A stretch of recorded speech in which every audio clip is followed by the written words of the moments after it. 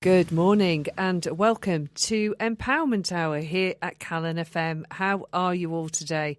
Well, I came in today and thought, I think it's time to sort my thermal vest out. It was so blooming cold this morning, and I'm rubbing my hands here as well. So my nice little fingerless gloves are required until we're fully into winter. I think we've hit autumn well and truly now. So it's been a really, really, really busy time for me. As you heard at the end of Dave's show, my son got married on Sunday. It was awesome, absolutely awesome.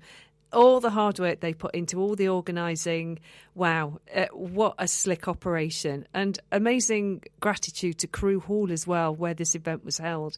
They were phenomenal. There wasn't any length they wouldn't go to support these two when they got married. So it was all just beautiful, beautiful, beautiful. And the Goddess Collective, as I was saying again at the end of Dave's show, we now have keys to our premises, which is one room. But hey, it's a start. And it's just going to be great. So we're going to be based on Northgate Street in Chester. And how does it get any better than that? Well, here's a starter for 10. I've got Ben Calder with me today. Good morning. Good morning, Denise, and congratulations on becoming a mother-in-law. I know. Our joint friend Jackie Jones said to me, she said, you need to put Mill after your name and see if people ask you what it is. Because nobody asked me what CF stands for, because I have that after my name. But that's fine. So, yeah, it's all really cool. So what are you up to, Ben? I'm up to loads at the moment. I'm literally just a few sort of 10 days away from heading back over to Poland for more of my Qigong training and assistant teaching with my brother Simon. And it's a really exciting one because after a very long summer of sending back and forth assessment videos and completing written exams, I'm about to become the first ever internationally certified teacher for LifeForce Qigong. Wow, so, congratulations. Which is a pretty serious undertaking. You know, my brother's been building this system for years and years and years, and I've been helping him and assisting him with that, and he's been putting me through the rigors of it to make sure that I'm worthy. So there's that part of me that's also really grateful that having somebody who's such a great teacher and such a great mentor to turn around and say to me, your work's so good that now we're going to authorise that worldwide for you. So it's quite special for me. Ben, when he comes into the show, doesn't come prepared. So it's always, we're never quite sure what's going to show up. But like you as well, Denise, we're packed full of all sorts of awesome fun stuff. So it doesn't take much, I think, for either of us to spark off each other and find that seed that will grow during the day. No, it doesn't. So let's go back in time ever so slightly. So how did your brother start doing what he's doing?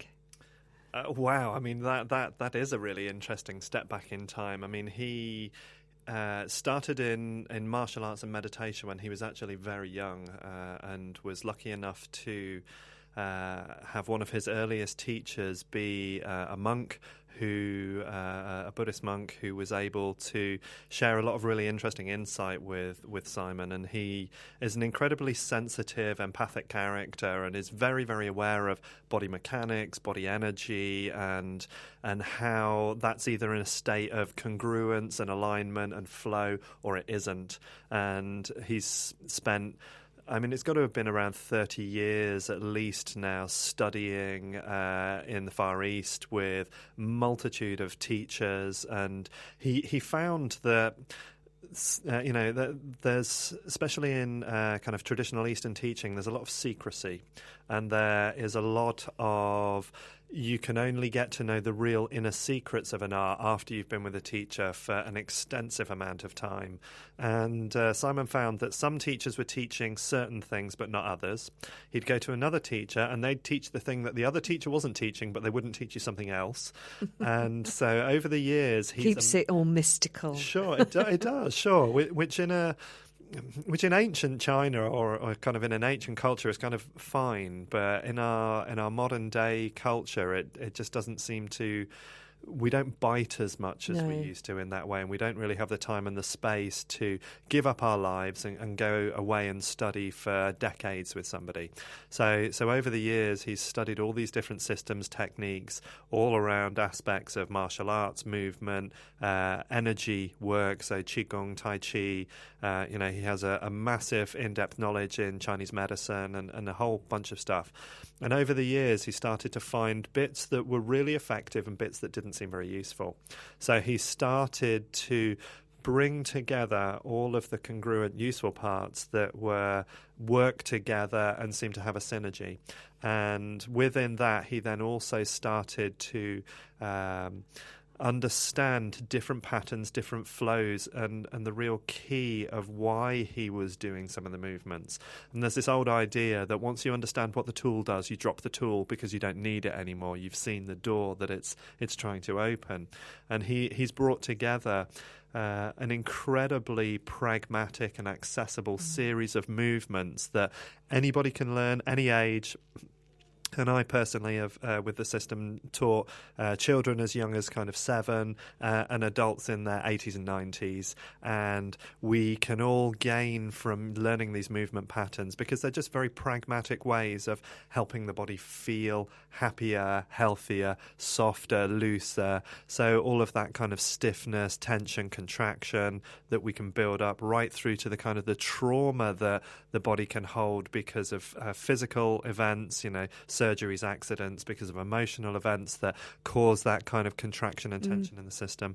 And it will just gradually ease all of that without there having to be a lot of serious analysis. The system itself unwinds these old residual patterns, helps to realign and then kind of reintegrate new healthy patterns and strengthen those. So how do you stop the old patterns from, once you've started the movement, does it just automatically stop? Yeah, so I mean, it's over a period of time. Sure. And one of the sayings that I love the most is that we become that which we practice the most. Yeah. So if you want to be a good piano player, playing once a week for half an hour, it's going to take you decades. Yeah. Whereas if I play a little bit every day, that tune, that pattern, that habit will change. Yeah. And Qigong is very much the same in that way, that what we're doing is we're continuously overlaying a pattern that is not only healthier for the body, but the body enjoys it more. So, it's kind of like if we've got to do a horrible job and there's a nice treat, we're always going to want to go towards the nice treat. So the movements in themselves are very nourishing. They help us go into our parasympathetic nerve state, which is the relax, restore, repair state. So we just feel this kind of soft, warm, relaxed glow. And I had a student this week message me. She's only been training with me for a couple of months. And she said, during our standing practice, I feel like I'm going to fall asleep. Is that normal? So standing and wanting to fall asleep. And I say, well, to a degree, yes, because your system is moving into such a deep state of relaxation that all of that kind of switched on, wired, caffeinated, sugared, go, go, go that we're so used to in so much of our lives, your brain has literally switched track and gone into the other channel, which is that peace, relax, restore, and you're doing it in a room full of people stood up, which is a beautiful effect. And so over time, we're just mapping healthier, happier patterns into the system. And so the body just starts to work out and release the trauma. And the movement in itself it's a little bit like a clever form of physiotherapy. We know that if we do the exercise that the physio gives us, it retrains the pattern. So Qigong is kind of more enjoyable, plus you get to do it in a group, and it doesn't seem so, and forgive me to every physiotherapist who hears it, but it doesn't seem so boring. It's not so hard to engage with because there's a purpose behind it that is holistic. And my guest is Ben Calder, and we're discussing Qigong. Not doing it yet, have I? No, Time I came to get involved, I think. My body would like something like that right now, but that's another story. So your brother Simon's developed this course, so tell us what that is for you. So as far as it goes with me at the moment, what I do is I offer regular classes down in Shrewsbury, and I'm just about to start running a new class at Little Ness Village Hall, which is about 10 minutes outside of Shrewsbury. So that starts the 22nd of October. And it's nice as well because my space at the Centre for Integral Health in Shrewsbury, beautiful space, but it's a little bit small. So and this term, since September, for the first time in kind of 4 years of teaching, I've had to insist on booking, and we're selling out. The class is pretty much sold out into November now, and the workshops that I do, so I do individual day workshops. The one I have coming up on Sunday sold out weeks ago, and we're already over half full for the December. And these are day workshops that look at the change in the seasons. So we're using Qigong to explore how our bodies are different in different seasons. So in the summer, for instance, we might want more cool, moist kind of foods, and so we have practices that have echoes of that. In the winter, we want more dry, warm, kind of spicy, sure, ginger and stuff like that. Exactly, yeah. So instead, we have practices that will nourish the body there. And again, in kind of Chinese medicine, we look at this idea that if we kind of acknowledge this change in the season and do something active about how we behave, what our practice is, then it's much easier to deal with the season because we don't feel so caught out by it. So the 5 element days really help with that.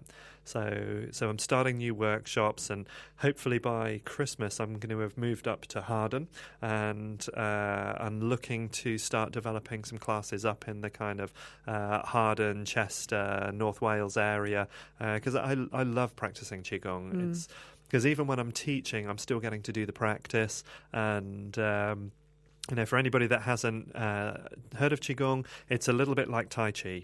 And in fact, all Tai Chi comes from Qigong as a basis. And so you've got this image of this really nice, gentle, graceful, flowing movement. So even as I'm teaching this, it's like the most beautiful, relaxing, calming space. And no matter what kind of day I've had, when I've taught Qigong, I go home and I'm just like, and it's beautiful. So you've been doing this for 4 years, did you just say? I've been teaching for 4 years, but I've been practicing. Next year, by this time next year, it'll be 30 years since I first started practicing. Yeah. So it's been a long journey. So to actually get to the point where I've now got this international certification coming through as a LifeForce Qigong instructor, again, for me, that's a peaking achievement.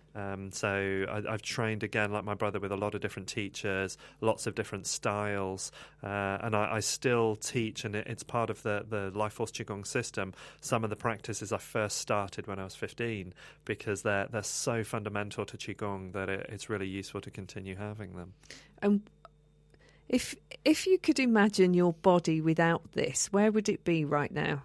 What sort of state might your body be in if you weren't doing this on a regular basis? Now, the thing that comes to mind was the change that I had. So nearly 6 years ago now, I had a car crash, and one of the things that helped my rehabilitation was Qigong. And if I didn't do it, inflammation, pain, stiffness, so my body just didn't function. Mentally, that made me more cranky, lowered my energy. Physically, I was a lot more tired if I didn't do it. And it's a strange thing that doing this activity helps to clear a lot of the stagnancy and congestion that can have. And again, work-wise, I actually spend quite a lot of time sit down. And you've probably all heard the phrase that sitting is the new smoking. And so it's important for me that I'm mobilizing my joints. I'm encouraging my lymph system to move. I'm encouraging my circulation. I'm invigorating my nervous system. I'm making sure that all of my joints and my tissues are moving through their full range of movements, and that encourages my body to keep those systems running. So if I don't use it, I find that my physical energy drops, my mental space changes, because Qigong is what we would class as a 3-body practice. It works on the physical body, it works on the subtle emotional stuff, and it works on the causal mind stuff as well. So I can operate with more clarity, my emotions are in better check, my physical body feels better. For me, it's just a great catch-all, and it's not strenuous and it's not painful and intense. It's just relaxing and gentle, but has all these benefits. So is it only done standing up? I'm just thinking there's an awful lot of people that might have had car accidents, but they're still not at a space where they can move very much, so they're sitting or they're lying. Is this the sort of thing that can be done to actually aid the body to recovery? Absolutely. And that's one of the beauties of it. And in fact, the standing processes I was talking about a moment ago, their originator was so ill when he first started developing that he was doing it lying down. Wow. So he was doing it in bed, and the same positions that we would be holding with our arms, he was doing lying on his back in bed. And when he felt he had enough energy, he did it sitting on his bed. Yeah. And when he felt he had enough energy, he did it standing. And so, and I'm also just about to start a new project with Elevate, who are an organisation down in Shropshire that help with fall prevention with those over 60. So they can either be referred by their GPs or be self-referred in, and it's a 20-week programme that strengthens them and helps with their balance and stability. Now, they have a follow-on programme that goes for a further 20 weeks, and I'm just talking with the organisers of that to actually start coming in and teaching Qigong, and I'm also going to do some work with their instructors, because part of their instruction, interestingly, is that they're encouraged to finish their sessions in those first 20 weeks with some Tai Chi type movement. Now, they haven't really been instructed in that, so I'm going to go in and give them just one very clear practice that they can use, and we've got setups so they can be done with people seated, people standing, and so on, and they're still very, very beneficial. I've even done practices with people in wheelchairs before who have very, very limited movement, and people who have got injury that gives significant range of movement issues, and what we do is we engage the mind. So rather than the body having to do it all, it's imagine and visualize if your body was doing that, how that would look and feel. And we find very, very quickly that the nervous system starts responding. And I've got a beautiful case at the moment of a lady who had a massive shoulder injury and could barely move her shoulder correctly. And she's gone from having hardly any range of movement to being able to get her arm back above her head and move it in all sorts of ways in about a dozen sessions, so really, really quickly. And it's just retrained the mind, retrained the body, but coming from the point of view of staying below a level that's stressful. So we have the 70% line that we don't go beyond. Yeah, otherwise, the body just goes... my sense on that is the body will just clamp down. That's right, sure. Yeah, it's like if somebody pulls you, you pull back. Yeah. Whereas if somebody holds out their hand and invites you, you're more likely to go. Lovely. So, yeah, sure. And that's often how I see it. It's this gentle invitation, and you only do as much as you have capacity for. Yeah. And that's better than trying to either match me or somebody else in the class. So we really, really impress you stay at that 70% point for you. So it's a non-competitive, totally. even with yourself. Sure. Way of learning, retraining your body in a way. It's being kind. And again, this is where all the access stuff comes in beautifully with it. Yeah. How kind is it to me if I do X, Y, Z? Yeah. We are busy chatting so much. Ben's always doing something else. So he was just about, while we were off air, to tell me about a new thing that he's learned. So go, Ben. You tell us what it's all about. The abbreviation is MSTR. MSTR. I'm writing that down now. It stands for McLoughlin Scar Tissue Release. And this is an absolutely amazing bodywork technique developed by Alistair McLoughlin, who for many, many years has done soft tissue work, and taught Bowen technique and a number of other things. And he started to become aware that there wasn't an effective technique for dealing with scar tissue. And this could be scar tissue that's done because of surgery or because of accidents, but it also applies to burn scars. It also applies to amputation scarring as well, so for things like mastectomy and for limb amputation. And one of the things that tends to happen is that tissue, because of the way the scar works, pulls incredibly tight. And it's described in the training as like the bulldog clip effect. So you get this pull on the tissue, and then there's a lot of associated tissue that also becomes implicated.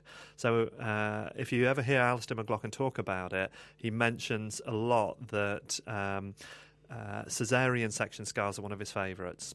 And he had research done on this last year and is funding now for more research. But they were using ultrasound on the scar tissue to measure the depth of the scar tissue. And Alistair only did a 15-minute treatment on each scar, and the scars reduced in the scar tissue depth after 15 minutes between 30 and 60%. Wow. So a massive change in the scar tissue off just one 15-minute treatment. And it allows all of the collagen fibres within the scar. If you can imagine that in a lot of scars, they're a little bit like you've dropped a series of toothpicks on the floor, in that they're just crossed fibre. Yeah. And you'll have seen images on the internet where somebody's gaffer taped something somewhere, and there's just millions of lines of gaffer tape holding the thing still. And that's great on one level for emergency repair, but in the long run, it can add to other problems. So we regularly see people with like C-section scars who have lower back pain and have digestive problems. We regularly see people that have had appendix scars and they have either right hip problems or left shoulder problems. And so there's this association to other tissues in the body because of the way that the connective tissue is related. Yeah. And that by doing the scar release work, we can deal with areas where there are pain and hypersensitivity in scars, redness, and where the scar just doesn't look like it's healed very well. Also deals with numbness, loss of sensation. It also helps a lot with any emotional holding that's in the scarring. And I was really fortunate on my training that there was a gentleman who is now a post-operative transgender male and was really kind to allow us to see and work on the scars from the breast removal. And, just the level of emotion that was held there for him, and how he spoke about how in the transgender community, how there are a lot of people that following their surgery have so much both emotional and physical stress bundled up in those scars, and it was his kind of desire to then work with and support people in that community. But just, I think it's easy to relate, and again, for ladies that have had breast surgery, whether, for whatever reason that is, it could be mastectomy from cancer diagnosis, that there's so much emotion held, and often there's issues with range of movement in the shoulders and pain and other things. And the scar release work, the MSTR, has been shown to make significant improvements in those very quickly, but most importantly, it's permanent. Right. So once you do it, it permanently shifts that tissue. Was going to be one of my questions, yeah. So I guess that it depends on the individual as to how many sessions would be required. Absolutely. Or do you have like a baseline knowing that there would be not really 3 or whatever? It's really interesting because you have absolutely no idea how much somebody will respond. So I've seen some massive effects from single sessions. I've seen people that have had very slight change over 2, 3, 4 sessions. And in the 5th session, boom, big change is taking place. So it very much depends on that individual, how their body is, what's tied up in the scar, and also how aware of it they are. I mean, there was a lady who, again, was on our training that had got a very large caesarean section scar. It basically ran from hip bone to hip bone, and her daughter was now 24, and she'd never looked at or touched the scar. So that's 24 years of avoiding it. And this was the first time anyone had actually physically said, well, what does that physically feel like to you when you touch it? Yeah. What do you notice? So sometimes it's about bringing this relationship back to the body for people and allowing them to improve a healthy relationship and knowing that there is a way of changing it. Yeah, bodies fascinate me, and people not wanting to know what's happened to the body that they have fascinates me as well. Yeah, me too. The way that they really totally want to just block it out, but actually it carries you around. So, it's a bit important, really. It's a bit like ignoring the knocking sound on your car, isn't it? It is, isn't it? If you stick your head in the sand, the potential is there's another issue there later on. But a lot of the time, we do compensate, we do cope, we do get through, but we don't have to struggle. And I think that's one of the really important things that the MSTR and Alistair's work really offers people, is the fact that we don't have to struggle.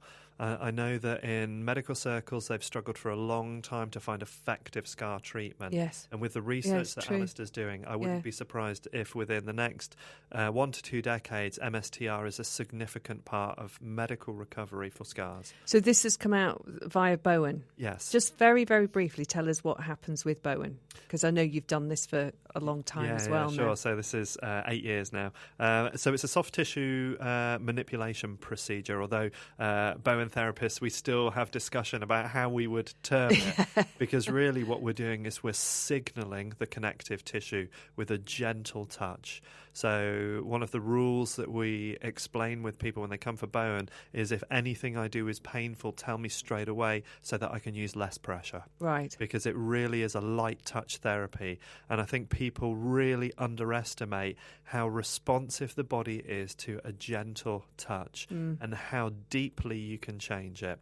And so we tend to do very short sequences of movements in a few places on both sides of the body. And then we actually leave you in what we call a therapeutic pause for about 3 to 5 minutes and allow your body to do stuff that it wants to do to explore and change what's going on with that tissue. Yeah. And frequently you will see significant improvement without pain, without discomfort, and with just that sense of feeling lighter, feeling straighter. I had a lady get off the couch after her first Bowen session earlier this week, and she said it felt like her feet were on the ground properly and hadn't noticed they weren't.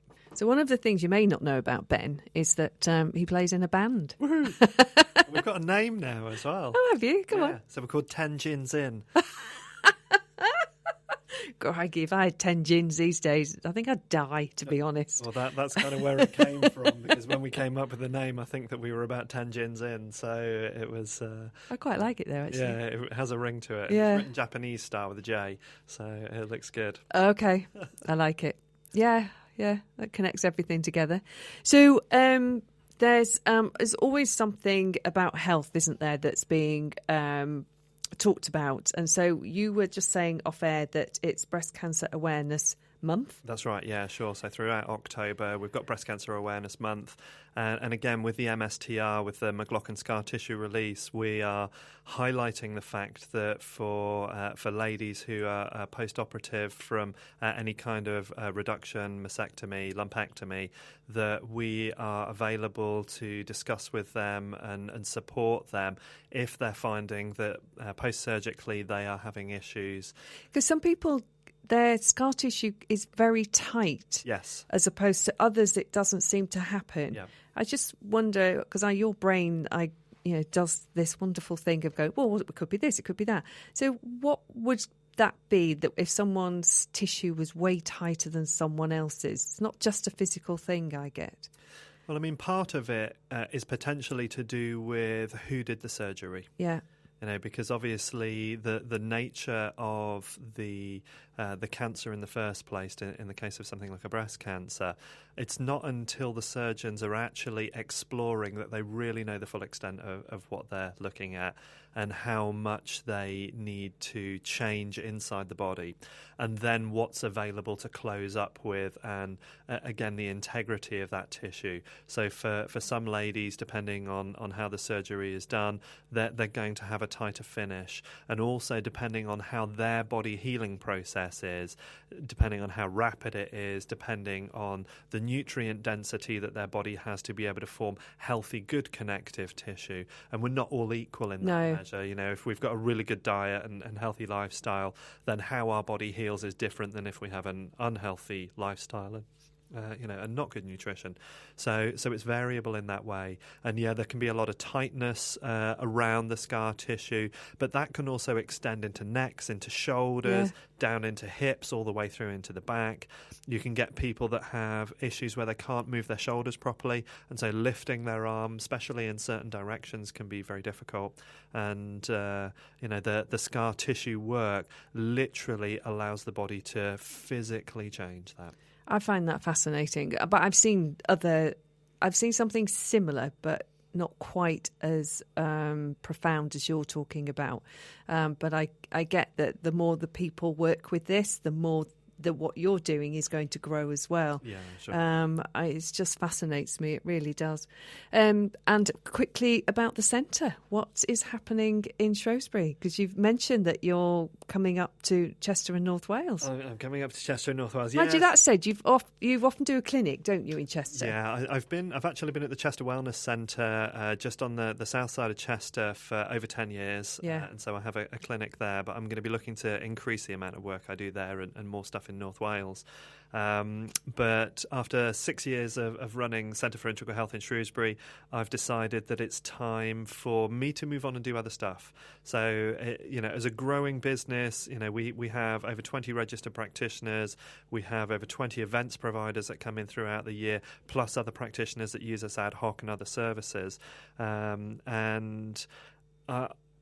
all honesty, I've realised it's not what I enjoy doing. I love the space and I love the people working there, but the administration of that is not really where my gift is. And so what I'm wanting to do and looking to do, and hopefully this is what we're in the progress of doing, is hand it over to ownership for somebody else so that they can help it continue to grow and flourish. I still want to work there. Yeah. I still want to run my clinic in Shrewsbury out of there, but my plan is to gradually reduce my Shrewsbury clinic as I build up more stuff and change what I'm doing. As again, the Qigong obviously is something I want to do more of, and I want to change my approach to clinical work. And while so much of my time and energy goes into running the centre, that's a challenge to do. So I'm in the process. I'm looking for buyers. So if you're interested in a successful, upcoming, grown 6 years in a row business down in Shrewsbury, then get in contact with me. And you can always find me at the Centre for Integral Health. It's integralhealthshrewsbury.com if you want a website address for that as well. Thank you. So we're in the final section of Empowerment Hour today. We have 5 minutes before it is Tracy and Heather coming in with Business Community. And thanks for listening. What can I say? It's been amazing. And Ben, so you've got something that's really interesting to share with everyone about sulfites and wine and things that you can put in it. I have to say, so for some of you that know, I'm a big fan of epigenetics and body signalling, and I was at their annual conference a couple of weeks ago, and they've just brought out a new product called Sulfite Clear. So this is epigenetics-international.com if you want to go and find this, and it's a product that's got a particular chemical solution in it that's tasteless, and if you put a drop in a glass of wine, 3 drops in a pint of beer, or 6 drops in a bottle of wine, will neutralise all the sulfites down to water. So that if you're sulfite sensitive, i.e. you get really bad hangovers from wine or beer, then you can reduce that, and it improves the flavour of the product as well, because the sulfites no longer have that weird taste in there, and it completely neutralises it. So it's and it's only in a little tiny bottle, so a must for the Christmas party, because you can just keep it in your handbag. I mean, not that you're encouraging anyone to go over their limit, are you? Not at all, but I'm going to say that if you do suffer from alcohol, then it's worth getting so that you're not struggling as much with it. So that's one of my top tips for the season. And the other one is, of course, if you're not already thinking about boosting your vitamin D levels, now is the time to do it. We stopped producing vitamin D 2 weeks ago at the autumn equinox, so it doesn't matter how much you're out in the sunshine between now and the end of March next year in the UK, you will not produce a drop of vitamin D. And if you start supplementing it now, you've got a much better level of keeping your levels in a healthy range and much less likelihood of having seasonal affective disorder and getting colds and flus this winter. So really, it's been shown, hasn't it, that it's better than the flu vaccine to take vitamin D. That research is there, but it's a little bit questionable. Oh, is it? So okay. I haven't gone full out and gone it's better than a flu vaccine. But if you look at the actual research around flu vaccines and look at how effective that is, it doesn't surprise me that it's easy to extrapolate data that shows that high boosted vitamin D is actually more useful potentially. Cool. So, last few seconds of the show. Thank you so much for coming in. Denise, always a pleasure. Love to Amazing. see you. And I do look forward to your Qigong coming to Chester. I've said this for ages because I've wanted to go to your Sunday outdoor one that you've been doing and never managed it. Various reasons. Time, usually. So if you're in Chester soon, New Year, maybe, let's see what we can do. So that would be great. Thank you, everyone, for listening. Thank you, Ben, for being here. As I say, stay tuned. It's Tracy and Heather at the top of the hour with Business Community. As always, a pleasure to be here with you all. Thank you all so very, very, very much. I'm going to leave you with a little bit of Oasis and Wonderwall. How does it get any better than this, everyone? Yay! Thank you. Bye for now.